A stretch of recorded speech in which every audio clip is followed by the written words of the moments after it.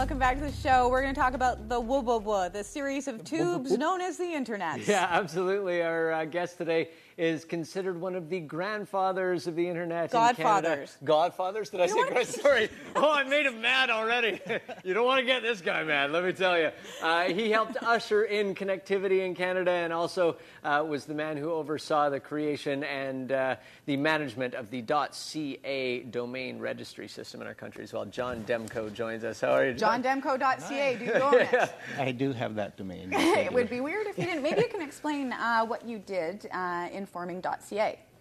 Well, okay, that's an interesting story. It goes back into the 80s, actually the early 1980s, and there was back then the Internet hadn't taken hold. A lot of people didn't really hear about the Internet until the World Wide Web came along in the 90s. But you obviously had some understanding of what this was, and yeah, I was involved with networking as a grad student and later as an employee at the University of BC.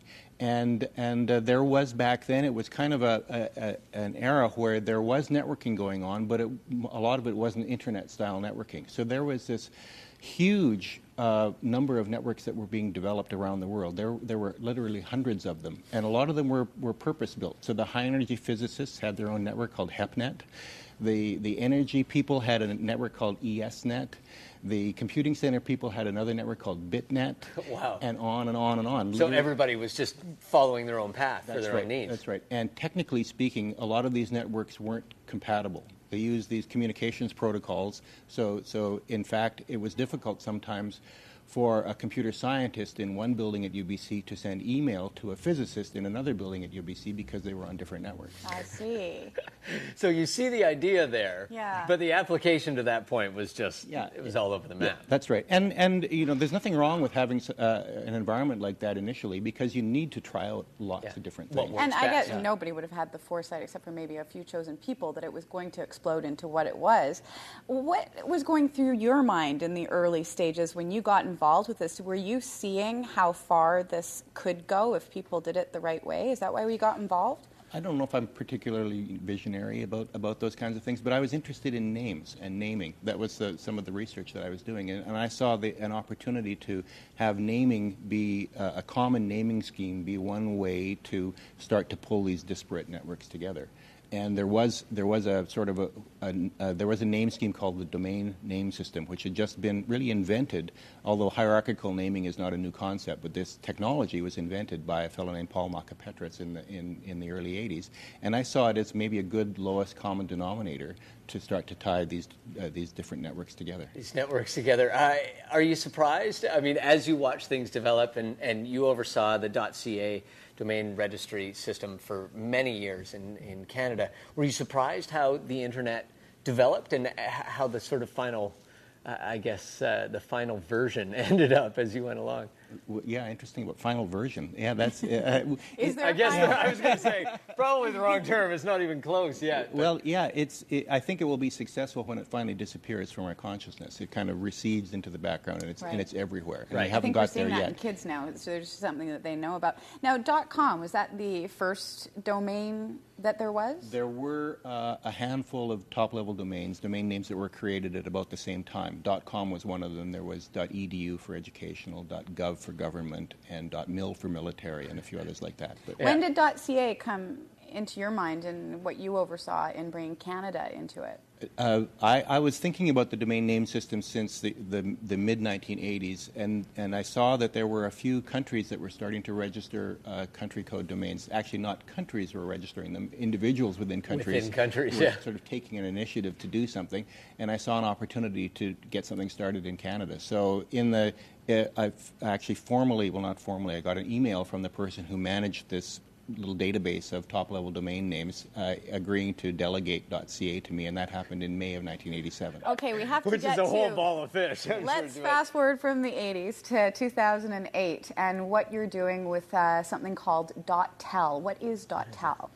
.tel, in a way, it's just another domain name like .ca or .com, but in a very important way, it's very different because it is being used in a different way.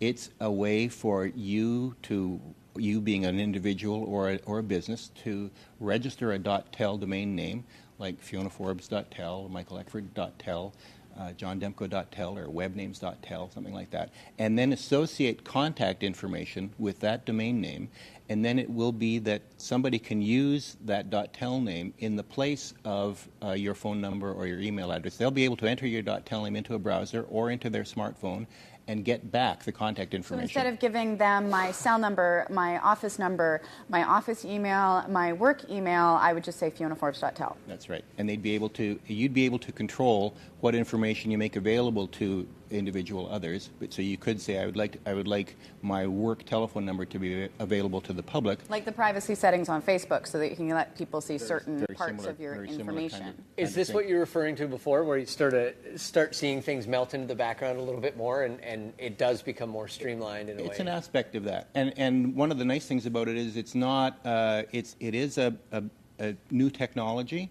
in a way, but also in another way, it doesn't require some sort of leap.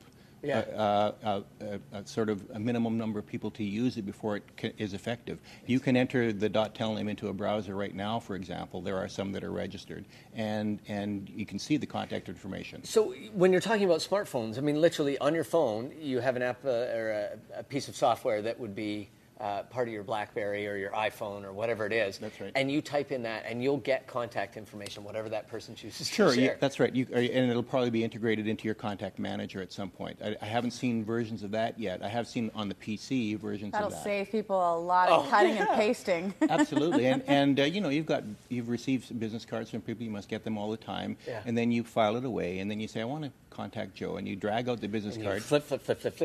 That's right. And it's maybe 2 years old, and then you wonder, is that phone number still correct? Right. Does it still work? So you take charge of what information you're giving people. In the case of the .tel, as long as they have your .tel name, anytime they use it, they will have the current up-to-date versions of your contact information. So if people want to grab their name, where do they go? Webnames.ca. Go to the homepage, or webnames.ca/tel. We have a big banner there, and you can see how to. We're doing pre-registration for names because the registry doesn't actually launch until December. And there's a phased launch where the intellectual... So if I wanted to go by michaeleckford.tel right now, I could?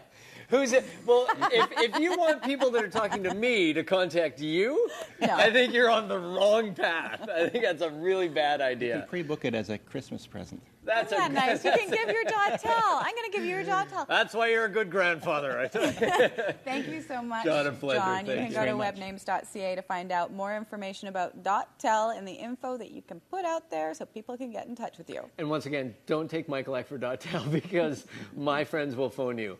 And you don't want that. Nobody likes my friends except for me. I love my friends, by the way. We're going to take a break, and we're going to come back with Sherry Darling right after this to talk about hors d'oeuvres and wine pairings and how you can give them the mo factor. Did I make that sound too creepy?